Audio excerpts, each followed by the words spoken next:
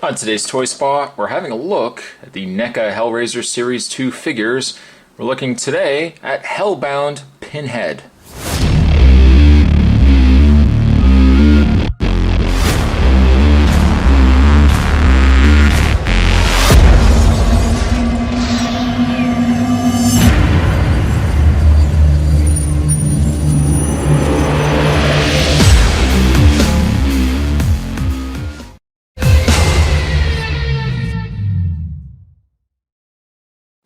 With the Series 2 figures from NECA, if you collected all 6, you could create your very own Pillar of Souls, as indicated down below there. Also indicated down below, let's zoom in, something rather interesting that Spot wanted to point out to you. Regular price $9.99, sale $7.49. Now before you get all excited, don't worry, Spot did not pay $7.49 for it. I paid a lot more. I bought these on eBay a while back. If you were then going to ask me, Spot, do you have all the figures? Are you going to review all of them? Yes. Yes. Now this isn't the first Pinhead that we've gotten. This is actually the third, if we count really the Hell on Earth Pinhead, and also the Pinhead from Series 1. Technically, if you want to count the cult classics, sure, we can factor those in as well. But we have gotten at least a Pinhead from every wave of the Hellraiser figures, which made sense. It did make sense.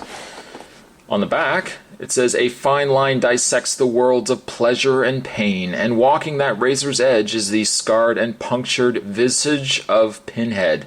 The Lament configuration puzzle box is both the invitation and the key to unlock his world of dark fantasies and forbidden sins. Time to play."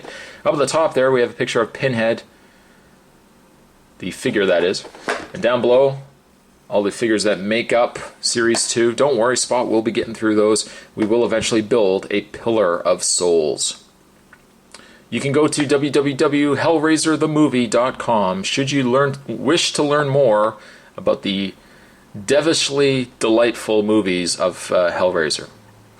Except for the last Hellraiser. That last Hellraiser was horrible. What I am going to do, though, is I'm going to take a bit of a break. I'm going to get this opened up, and when we come back, we're going to get a better look at the first figure from Hellraiser Series 2, and that figure, my friends, is Hellbound Pinhead. Stay tuned, there's more on the way. As mentioned, every figure does come with a, hey, hold on there, buddy. We'll just lay you down for a second. Each figure from the NECA Hellraiser Series 2 figures does come with a piece of the Pillar of Souls. There's really not much to be said for this particular piece.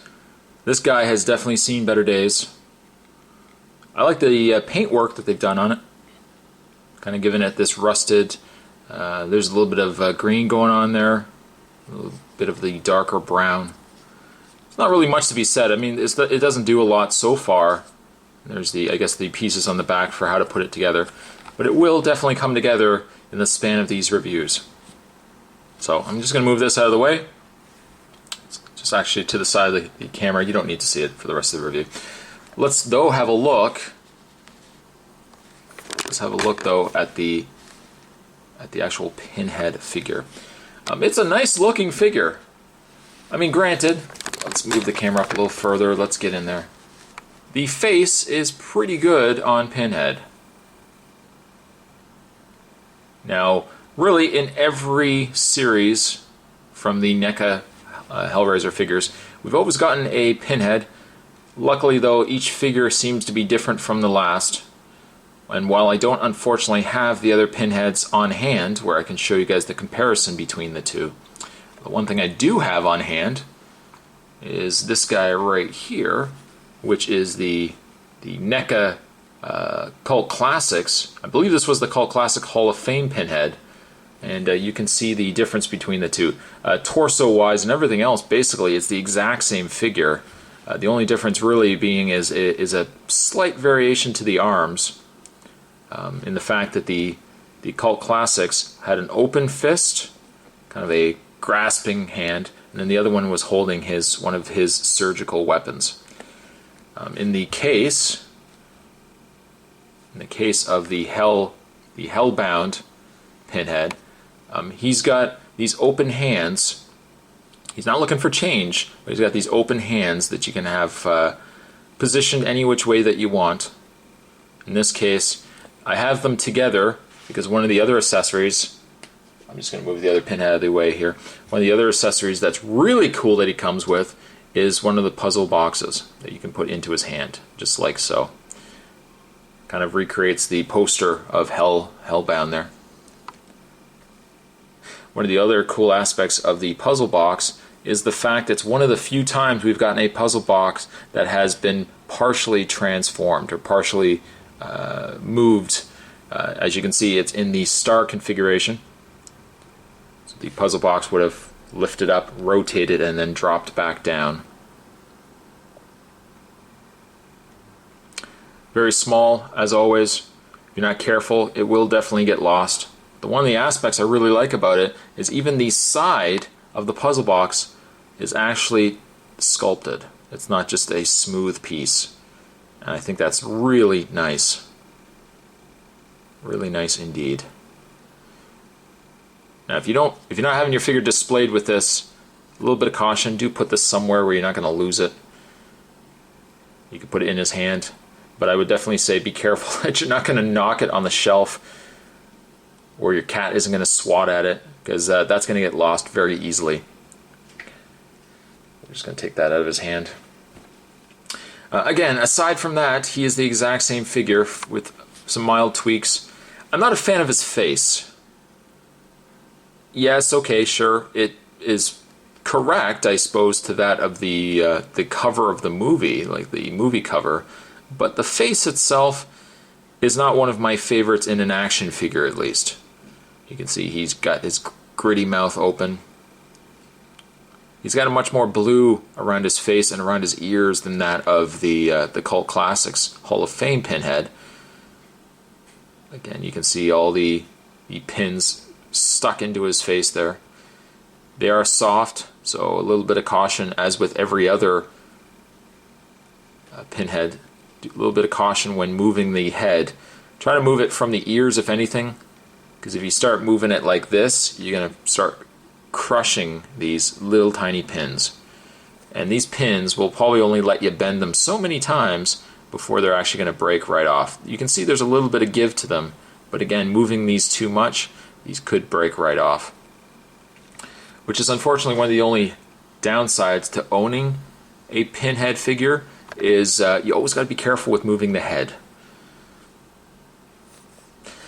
He has no legs, he has no feet. Same with every other Pinhead. This is just one solid piece. There is technically like a piece inside, and then there's the soft goods kind of fabric over top. But it's more like just a dog's chew toy down below here. You can actually even feel that there's a little bit of air coming out of his peg holes here. In the way of his articulation, Pinhead's head does rotate left and right. Not really up and down. His arms do rotate all the way around though. He's got a swivel right above his elbow and then right at his wrists. It's also one downside to the figure too, is the fact that because his hands are a certain way, unless he's holding the puzzle box, there's not really a lot of good poses you can do with these arms. The arms themselves aren't the problem, it's so much these hands. You can kind of have him doing this, but again, it kind of just looks like Pinhead's asking for a handout. If you rotate them to the side, then it's like he's retelling a story of when he went fishing. This is how big the fish... No, it really wasn't. Yes, it was. The fish was this big. So I would say that's the one downside with the figure. As you can see, even just having his arms down, I mean, what is he really doing, right? He's strutting his stuff, but it looks a little ridiculous. So I would say this was all the more reason, if anything, to hold on to the puzzle box. You can overlap his hands like this, and just put the puzzle box in his hand. And that's probably the best way to display him. If you are somebody who is prone to losing stuff like this guy here, I would say maybe even take the luxury of gluing the puzzle box. I know that's a horrible thing to say with a toy, but I'd probably say even glue the puzzle box into his hand. That way it's not going to go anywhere, and then you have a permanent display. The Hellbound Pinhead, I'm going to give him a 7.5. I like what they've done with the figure, but without the puzzle box in his hand, there's really not a lot you can do with this figure, and it's pretty much designed for one way to display. Today's Toy Spot, though, we're having a look at the NECA Hellraiser Series 2 figures. We're looking today at Hellbound Pinhead. Thanks for watching, guys. Certainly stick around, because there's going to be more reviews on the way where we're going to build the Pillar of Souls. See you guys next time.